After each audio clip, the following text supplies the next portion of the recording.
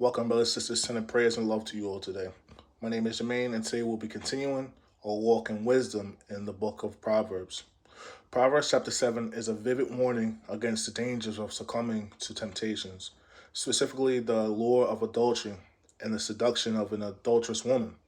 While the direct application focuses on adultery, the underlying principle can be applied more broadly to resisting various forms of temptation and pursuing wisdom. Let's begin the Word of God. My son, keep my word and treasure up my commandments with you. Keep my commandments and live. Keep my teaching as the apple of your eye. Bind them on your fingers. Write them on the tablets of your heart. Say to wisdom, you are my sister, and call insight your intimate friend. To keep you from the forbidden woman, from the adulteress with her smooth words. For at the window of my house I have looked out through my lattice, and I have seen among the simple. I have perceived among the youths a young man lacking sense, passing along the street near her corner, taking the road to her house in the twilight in the evening, at the time of night and darkness. And behold, the woman meets him dressed as a prostitute, woolly of heart. She is loud and a wayward. Her feet do not stay at home. Now in the streets, now in the market, and at every corner she lies in wait.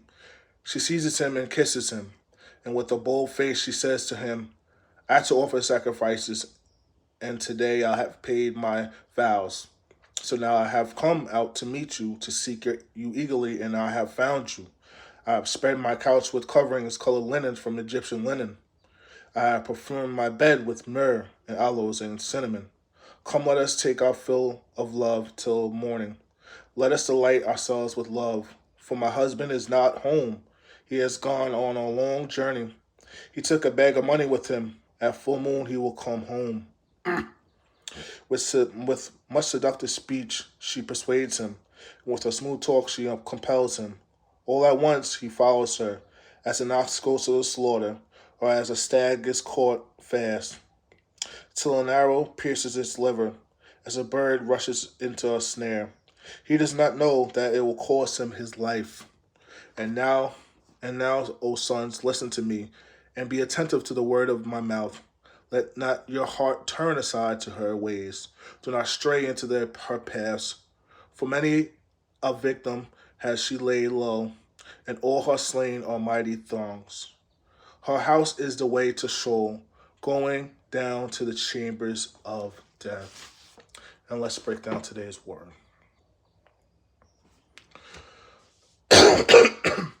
Verse 1 through 5, the chapter begins with the father advising his son to keep his word and commandments, which protect him from the adulterous woman.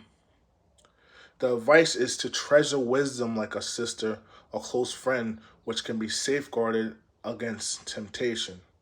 And how do we apply that? We embrace and value wisdom in our lives as if we were a close companion. This can protect us from various temptation and poor decisions. And we can cross-reference these verses by going to Proverbs, the 4th chapter, the 6th and 7th verse, that emphasizes the value of wisdom. Do not forsake her, and she will keep you. Love her, and she will guard you. The beginning of wisdom is this. Get wisdom, and whatever you do, whatever you get insight. In the verse 6 through 9. The narrative shifts to a scene observed by Solomon where a young man's lacking sense wanders near the adulterous corner at dusk. We need to be mindful of where we go, and the times we choose to be at places at certain environments can lead to temptation. Then we can go to Ephesians, the 5th chapter, the 15 and 16 verse, which cautions us to look carefully then how you walk, not as unwise, but as wise, making the best of the time, because the days are evil. Then we go to verses 10 through 20, that describes the cunning and seductive methods of the adulterous woman, who is dressed for temptation and craftily seeks to lure the young man with promises of pleasure and using a persuasive speech and flattery. And how do we apply this?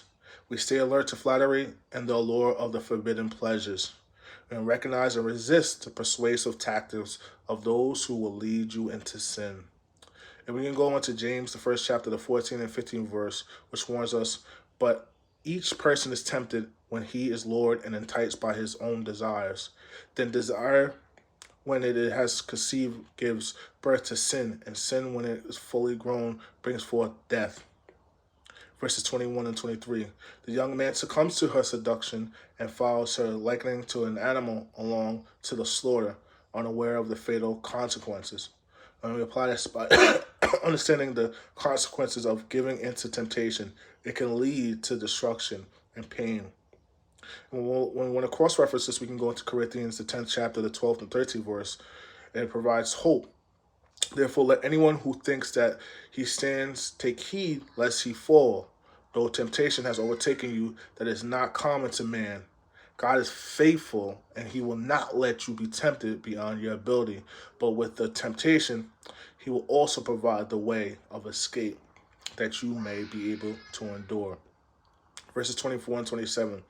The chapter concludes with another plea to heed wisdom, call to avoid the paths of the soul, the realm of the dead, that the adulterous woman leads her victims down. And how do we apply this? We need to listen to wisdom and instruction to avoid the paths that lead to spiritual and possible physical death. And we cross-reference this by going to Matthew, the 7th chapter, the 13 and 14 verse. And it encourages us choosing the right path. Enter by the narrow gate, for the gate is wide and the way is easy that leads to destruction. And those who enter by it are many, for the gate is narrow and the way is hard that leads to life, and those who find it are few. And in conclusion, Proverbs 7 teaches the importance of valuing wisdom and understanding the dangers of temptation, particularly the temptation of adultery. It illustrates the seductive nature of temptation and the disastrous consequences of succumbing to it. The chapter encourages a proactive approach to avoiding temptation by valuing wisdom and understanding and maintaining a distance from situations where one might be tempted, and recognizing the ultimate destructive and of following such temptations. And brothers and sisters, I pray that today's Proverbs will bless your heart today and that God get all the glory. Have a blessed day, brothers and sisters.